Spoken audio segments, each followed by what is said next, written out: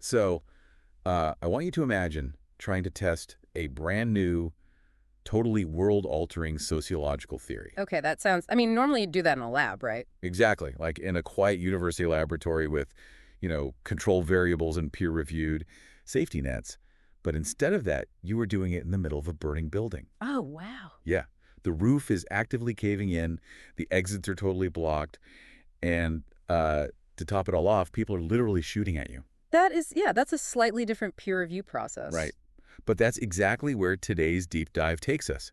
We're heading straight into the spring of 1849. A completely chaotic time. Totally.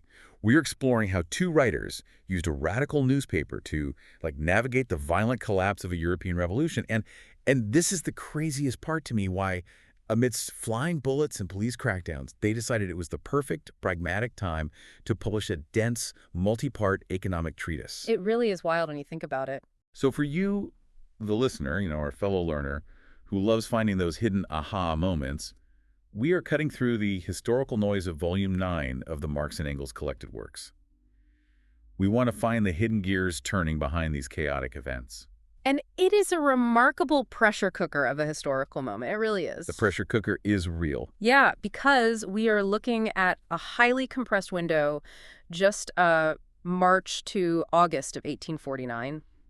It is the story of how ideas collide with extreme, brutal reality. Like a literal collision. Exactly. The contrast between the sheer chaos in the streets of Europe and the cold mechanical analysis in their writing during this period is just stark. I mean, they were attempting to synthesize chaotic daily events into a coherent strategy. It's like they're effectively trying to build an entirely new kind of political ship while the one they were standing on was actively going down. That is the perfect way to phrase it, yeah. But okay, to really understand the desperation and frankly the tactical brilliance we see in the spring and summer of 1849, we have to back up a second. We need the context. Right? We have to look at the geopolitical explosion that immediately preceded it.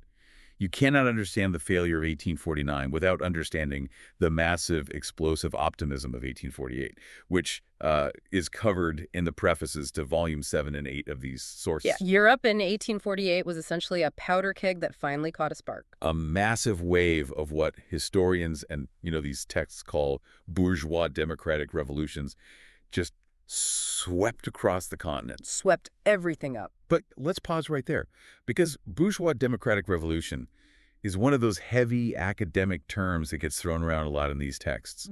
What does that actually mean mechanically, like on the ground? Well, mechanically, it is about sweeping away the remnants of feudalism. Okay, so kings and queens. Right, the old systems of absolute monarchies, aristocratic privileges, the land-owning nobility. It's about clearing all that out to make way for a modern capitalist economy and a representative democracy. Yeah. Think of it as upgrading an economic operating system. The old feudal system, with its rigid guilds, trade tariffs between tiny principalities, and a total lack of political representation for business owners, it was bottlenecking economic progress. It was obsolete. Totally obsolete. Now, in France, they had largely achieved this dramatic sweep decades earlier, right? During the Revolution of 1789. The big one, the whole guillotine and republic thing. Exactly. The rising middle class, the bourgeoisie, overthrew the aristocracy. So wait. If France already did that in 1789, why was a new revolution inevitable there and across the rest of Europe by 1848? What changed in those 60 years to make everything blow up again? Well, the societal landscape had shifted fundamentally, primarily because the economy had industrialized. Ah, the Industrial Revolution. Right. So in 1848, the revolutionaries weren't just fighting kings anymore. In places like France, they were fighting what the text specifically called the financial aristocracy. Financial aristocracy, so not like dukes and earls. No, not the old bloodline nobility at all. This was the absolute top crust of the bourgeoisie. We're talking bankers, stock exchange kings, railway magnates. 19th century, 1%. Exactly. And this tiny elite had established a complete political monopoly. They controlled the state, and this is key, they were using it to enrich themselves at the expense of everyone else. Even other rich people. Yes, even the industrial bourgeoisie, the people actually building factories and producing physical goods. This financial monopoly was actually hampering the further development of capitalism itself. The sources describe it as a highly parasitic system. Wow, okay, so it's not just peasants versus lords anymore. Yeah. And more importantly, the cast of characters had expanded massively, right? Massively, yeah. In 1789, it was basically the middle class and the peasants against the nobles.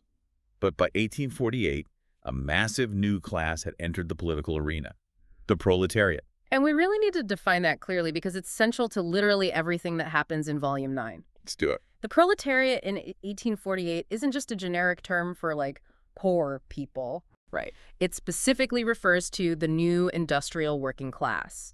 These are people who have been pushed off their land or whose traditional artisanal trades have been totally destroyed by mass factory production. So they have nothing to fall back on. Nothing. They own no property, no tools, no factories. They have absolutely nothing to sell to survive except their own labor time. Their own sweat and hours. Precisely. So 1848 kicks off, and it's not just a unified, happy, anti-feudal uprising anymore.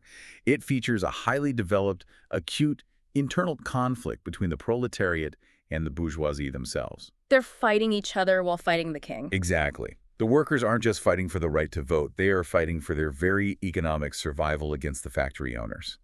And the authors of the texts we are exploring today, Marx and Engels, they weren't sitting in an ivory tower taking notes on all this. No, not at all. They were in the thick of it. They returned to Germany and took over a newspaper, the Neue Rheinische Zeitung, based in Cologne. And it was completely legal publication, right? They used it to direct the democratic movement. I did. But, okay, I have to push back here. This is where my modern brain struggles a bit with the mechanics of 19th century history. What do you mean? Well, how do two writers actually lead a revolution? It's not like they commanded an army. They didn't have, troops or generals. Practically speaking, in a world of physical barricades and bayonets, was a daily newspaper really that powerful of a weapon? I get why that's hard to grasp today. I mean, in our era of instant digital communication, it sounds crazy. But you have to imagine an environment where information is scarce, it's incredibly slow, and it's highly localized. Like news travel by horse. Literally. So in the chaos of 1848, uprisings are happening simultaneously in Paris, Vienna, Berlin, Milan. But there's no internet, no 24-hour news networks, rumors are just rampant. So people don't really know what's going on outside their own street. Right. A worker in Cologne might hear that there is shooting in the streets of Berlin, but they don't know why or who is winning or what the ultimate goal should even be. They are essentially fighting in the dark. Exactly. And if we connect this to the bigger picture, the Neue Rheinische Zeitung acted as the literal vanguard. It wasn't just an opinion column. It was a strategic command center. Wow, a command center. Yeah, they had a network of correspondents across Europe smuggling in reports. They synthesized all these chaotic daily events into a coherent, overarching strategy. So they were making sense of the noise. Yes. Furthermore, newspapers back then weren't just read silently over morning coffee by one person. Oh, right. Literacy rates. Exactly. They were read aloud in taverns, in factories, in public squares. One paper could reach thousands of illiterate workers. The newspaper told the workers in Germany exactly what the workers in France were doing, how the government was reacting, and crucially, what tactical moves the movement needed to make next. So it was essentially the central nerve system for the revolution. It provided the logic to the emotion of the uprising. That's a great way to put it. And 1848 was the first crucial practical test of their newly formed scientific world outlook. Just a year prior, they had written the Communist Manifesto, laying out their theoretical principles. Right. Now the theory is leaving the laboratory and hitting the violent reality of the pavement. And revolutionary epochs are the ultimate testing times for any political doctrine. I mean, situations change drastically from week to week. Class forces, which are normally hidden under the, polite surface of peacetime society. On the polite surface, right? Yeah, they suddenly clash violently out in the open. And for a brief moment in 1848, there is this immense optimism. The old absolute monarchies are actually shaking. The people are united on the barricades. It felt like they were winning. But as we transition into the specific time frame of Volume 9, so now we're entering March of 1849, that momentum just stalls. It hits a wall. The revolutionary tide turns, and it turns hard. The initial unity of the revolution begins to fracture.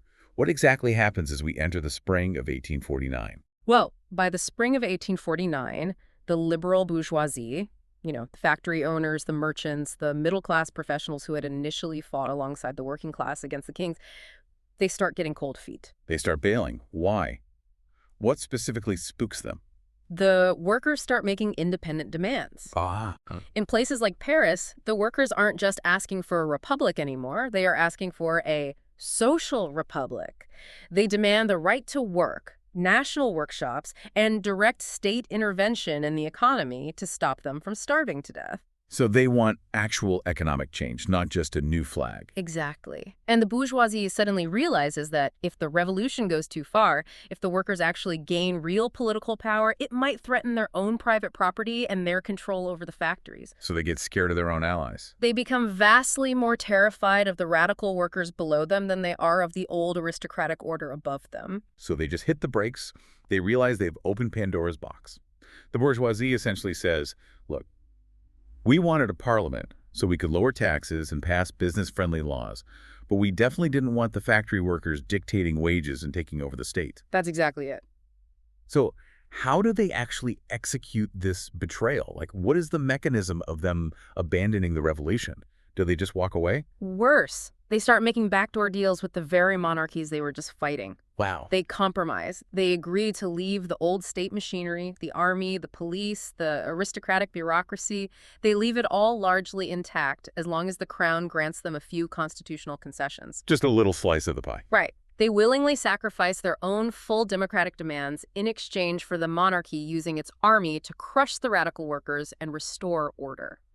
They actively choose a profitable peace under a king over a democratic risk with the working class. That is brutal. Which brings us to the profound tactical shift we see in Volume 9. Our authors, Marx and Engels, they recognize this betrayal happening in real time. They are watching the middle classes negotiate the surrender of the revolution. They see it all unfolding. So they realize they must radically adapt their tactics to survive the advancing counter-revolution. They decide they must promote an entirely independent political line for the working class. They have to surgically separate the proletariat from the general, more moderate democratic masses. Yes, the unified front was over. I was trying to think of an analogy for this tactical shift to really visualize the mechanics of it. Yeah. And it feels a bit like a lifeboat situation on a sinking ship. Okay, I like that. Let's hear it. So in early 1848, everyone is on this massive cruise ship called the General Democratic Revolution, right? And they're sailing away from the iceberg of absolute monarchy. But then the captains of the ship, the liberal bourgeoisie, decide the crew is getting too demanding. So the captains secretly steer the ship back toward the iceberg, hoping to make a deal with it to keep their fancy captain's quarters intact. A deal with the iceberg? Yeah, and the ship starts taking on water. At that point, if you are the crew, you don't keep running around with a bucket trying to patch the hull of a ship whose captains actively want it to sink. You have to stop bailing water, grab the tools, and build your own independent lifeboat. And that lifeboat is the independent proletarian mass party. That is a phenomenal analogy. And the crucial part of that analogy is that you have to aggressively decouple your survival from the people who are actively sabotaging the vessel. That's a breakaway. And the authors did this through their daily editorial line. I mean, the sources highlight specific, fiercely titled articles from this exact period spring of 1849. They publish pieces with titles like The Deeds of the Hohenzollern Dynasty, Counter-Revolutionary Offensive and Victory of the Revolution, and To the Workers of Cologne. Very subtle titles. Right. They use the newspaper to draw a hard, undeniable line in the sand. They are publicly, loudly telling the workers, the middle class has betrayed you. You can no longer rely on them. You must organize yourselves independently. Okay, before we go any further into the mechanics of their philosophy, it is absolutely crucial that we pause and set some boundaries for you, the listener. Very important, yes. It's vital that we separate our modern political biases from the historical text we are analyzing. Yeah. When we use terms like bourgeoisie or proletariat today, they carry massive, heavy baggage from the 20th century. A lot of historical baggage. But we are looking at this strictly from the perspective of 1849. We are neutrally analyzing their historical strategy and their specific class terminology exactly as it exists in these texts from Volume 9. To the authors, this wasn't about moralizing. It was about the physics of society. They were looking at social classes as literal gears in an economic machine. So we are here to look at the architectural blueprints of the engine they built, not to tell you to buy the car or agree with their conclusions. We are just exploring the history. That is an essential framework to keep in mind, because if you look at their blueprints neutrally, what we are really observing is their application of the dialectic of social change. Okay, stop right there. Dialectic. That is one of those heavy philosophy words that gets thrown around in academic papers and instantly makes people's eyes glaze over. True, it sounds intimidating. What does the dialectic actually mean mechanically in the context of 1849? At its core, the dialectic is a way of understanding change through contradiction and conflict. It's the idea that a situation, which we call the thesis, inherently contains its own opposite, its own internal flaws or contradictions, the antithesis. Thesis and antithesis. Right, and the conflict between those two eventually forces a totally new resolution, which is the synthesis. Okay, give me a concrete example from the text we're looking at. Sure. So the bourgeois revolution of 1848 was the thesis. It brought the middle class and the working class together to fight the king. Right, the unified front. But it inherently contained a massive contradiction. The factory owners and the factory workers had completely opposing economic interests. The factory owner's profit mathematically depends on keeping wages low, while the worker's survival depends on pushing wages high. They are inherently at odds. That contradiction is the antithesis. The dialectical approach says that this alliance had to break down. The betrayal by the bourgeoisie wasn't some moral failure or a surprise accident. It was a mechanical necessity. It was baked into the physics of the alliance from day one. Precisely. So, by applying this dialectical lens, the authors didn't just throw their hands up in panic when the middle class betrayed them. They saw it as the necessary next step in the sequence. Exactly. They weren't reacting emotionally. They were applying their materialist conception of history. They recognized that the objective preconditions for uniting the proletariat into a truly independent force were finally taking shape precisely because the middle classes were failing. It's almost paradoxical. It is. The failure of the broad, blurry coalition was a required step toward the sharp, independent political awakening of the working class. The illusion of unity had to be completely shattered before the reality of class conflict could be addressed. They saw the failure as a feature, not a bug, of the historical process. Which honestly brings us to what might be the most bizarre yet brilliant tactical decision they made during this entire period. The shift to economics. Yeah. Let's set the stage for April 1849. The political walls are rapidly closing in. Counter-revolutionary armies are mobilizing across Europe to crush whatever resistance is left. Legal crackdowns are looming over the newspaper in Cologne. Warrants are being drawn up. A noose is tightening. In the middle of this absolute existential crisis, with the revolution collapsing all around them, they make a wildly counterintuitive decision. This brings us to the most crucial text excerpted in Volume 9, Wage, Labor, and Capital, published in April 1849.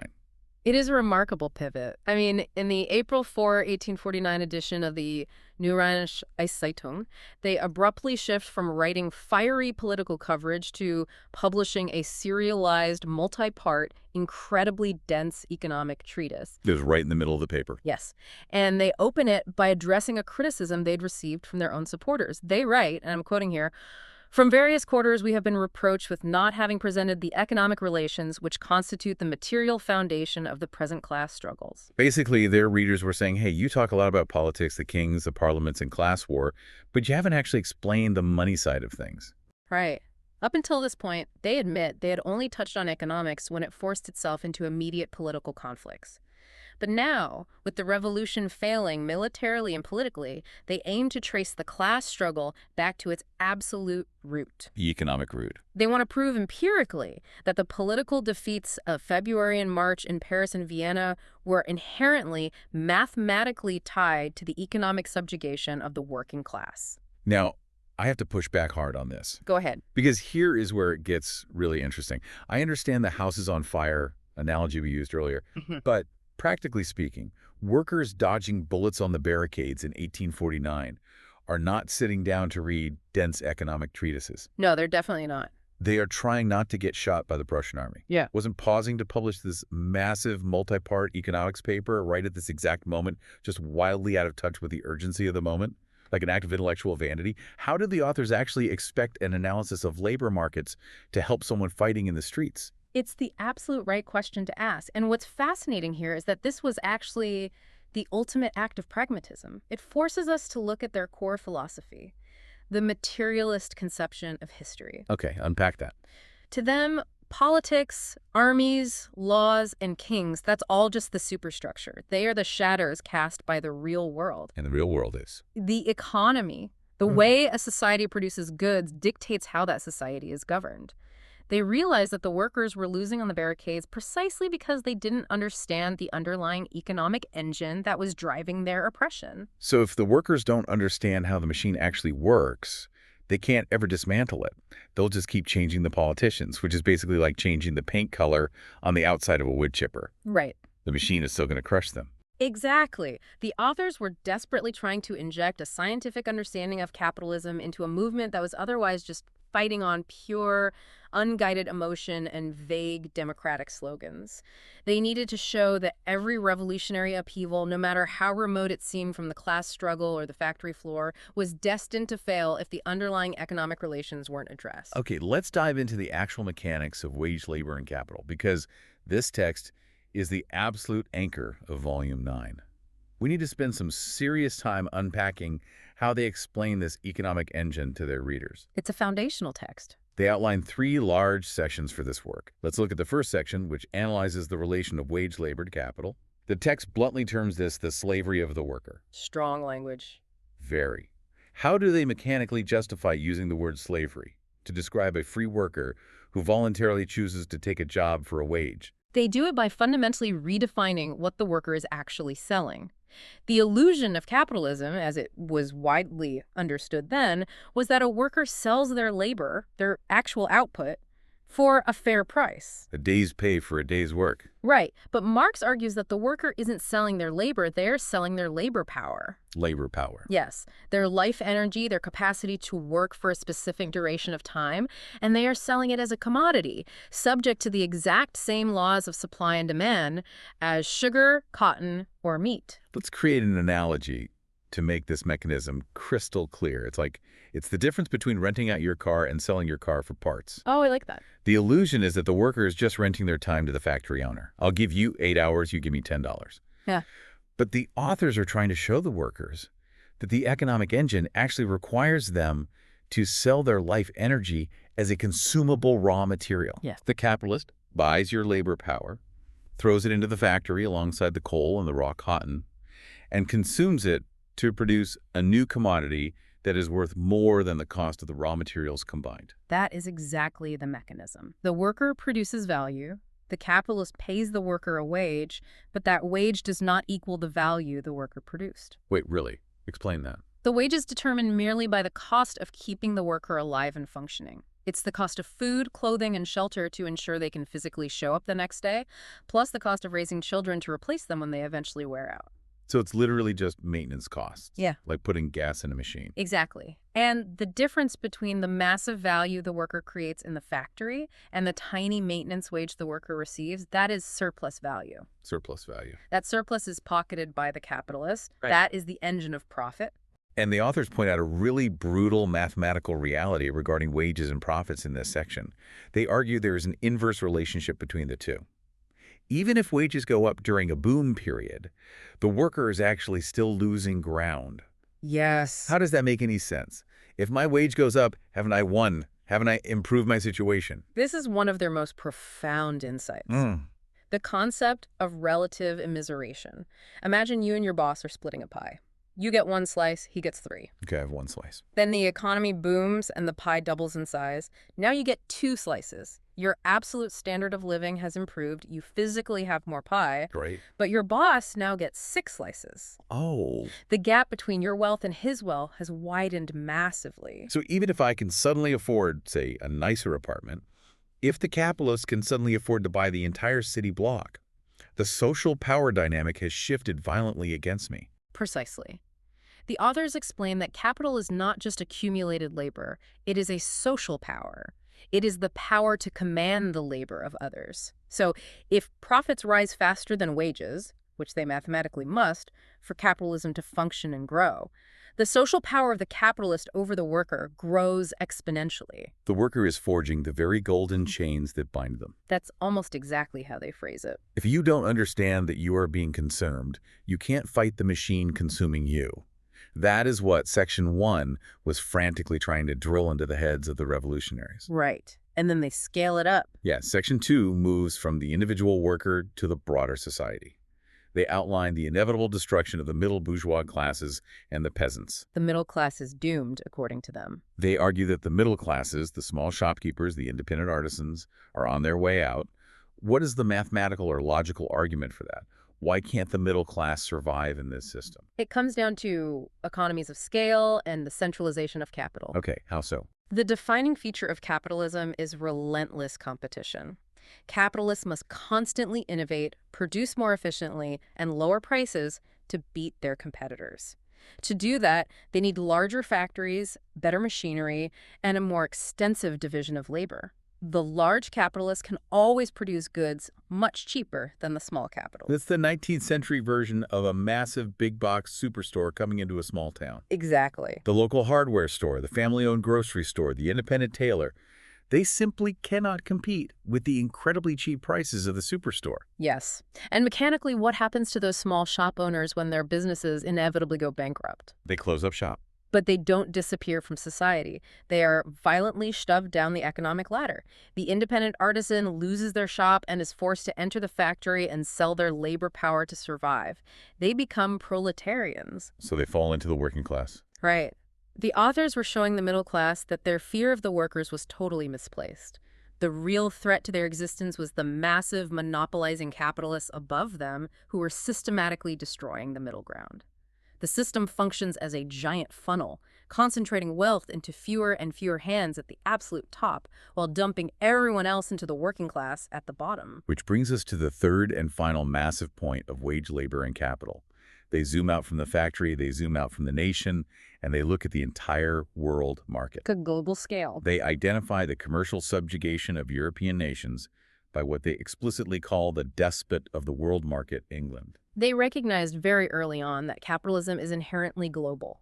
You cannot analyze a revolution in Germany or France in isolation. In 1849, England was the undisputed global superpower. The workshop of the world. It had the most advanced industry, the most powerful navy, and it utterly dominated global trade.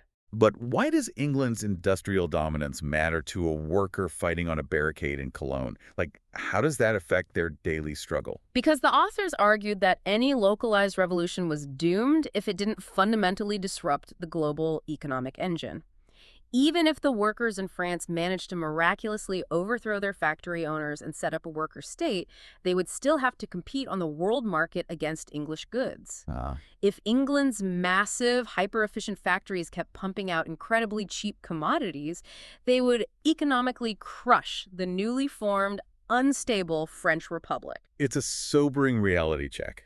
They were telling their readers, you aren't just fighting your local boss, you're fighting a globally integrated economic system, and the beating heart of that system is in London. It was a massive wake-up call. So they published this incredible, dense, sweeping analysis in April. They try to give the movement the blueprints of the house while it is actively burning down, hoping that if they survive, they can build a fireproof house next time. That was the hope. But despite this frantic, heroic journalistic effort, despite this massive educational deep dive, it isn't enough. No. The summer of 1849 brings total, crushing defeat. As we transition into this final phase, covered in Volume 9, the agony of defeat is palpable. The time frame from May to August is just a relentless drumbeat of collapse. The sources paint a grim, undeniable picture of a continent-wide counter-revolution. The revolutionary movements just fold, one after the other. Where does the collapse start? It really begins with the defeat of the June struggle in Paris back in 1848, which the authors identify as the major turning point.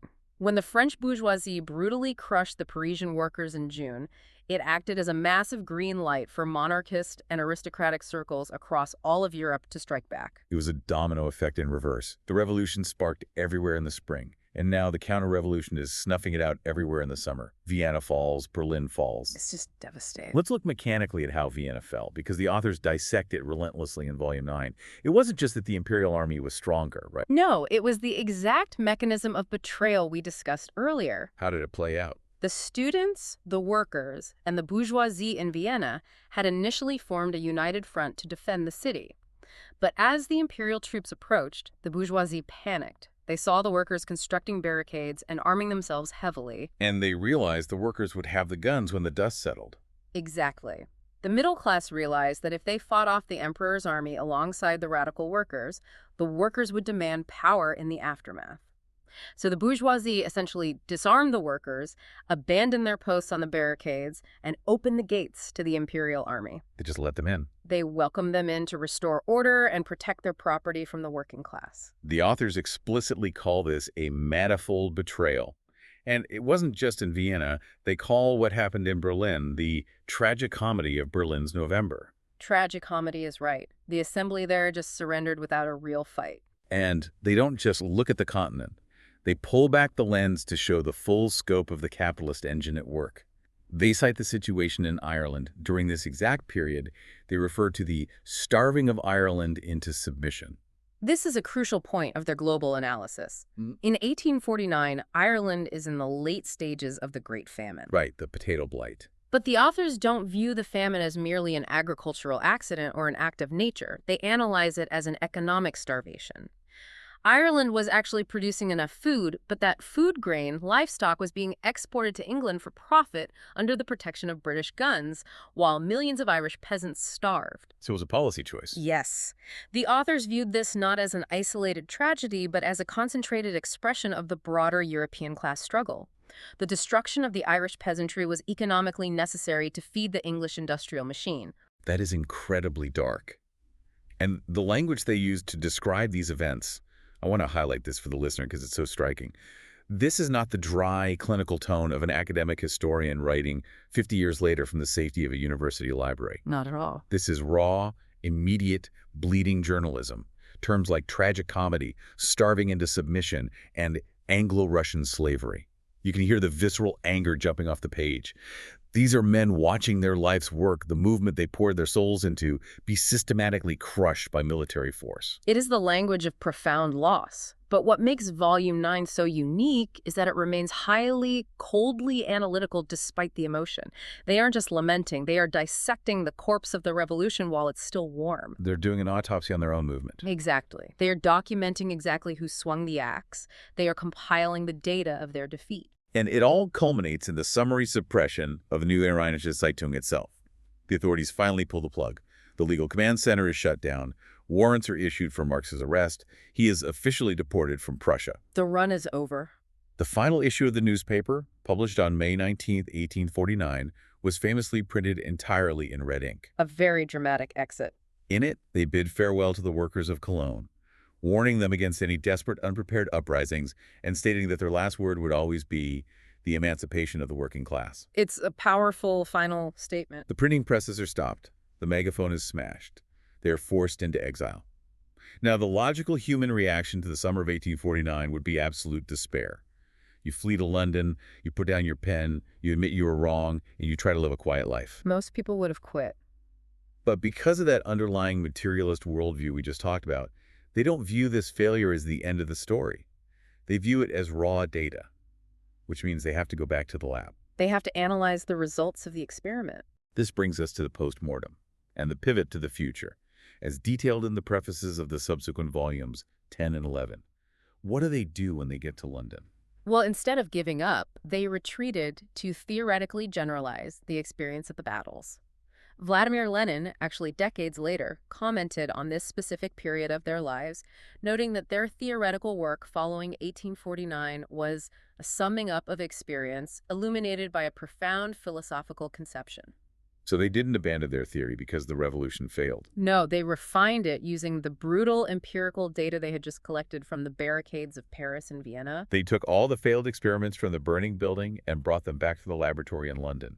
And the strategic concepts they formulated out of this defeat are huge. Paradigm shifting for their movement. The sources detail a few of them. First, the tendency of the bourgeoisie to turn to counter-revolution. Before 1848, this was just a theory.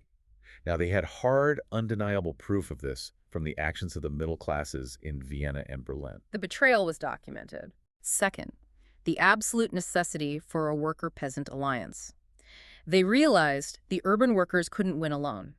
They needed the mass of rural farmers to break the power of the aristocracy. They needed numbers. And third, they formalized the concept of permanent revolution. And let's unpack permanent revolution, because it is critical to their new strategy moving forward.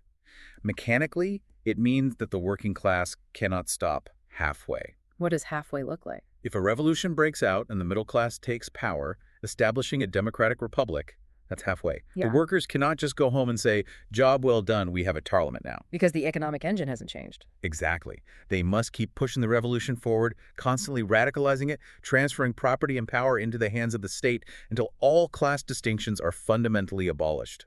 The revolution must be permanent until the entire economic base is transformed. But perhaps their most crucial deduction, the biggest aha moment they pulled from the wreckage of 1849, was about the timing of future revolutions.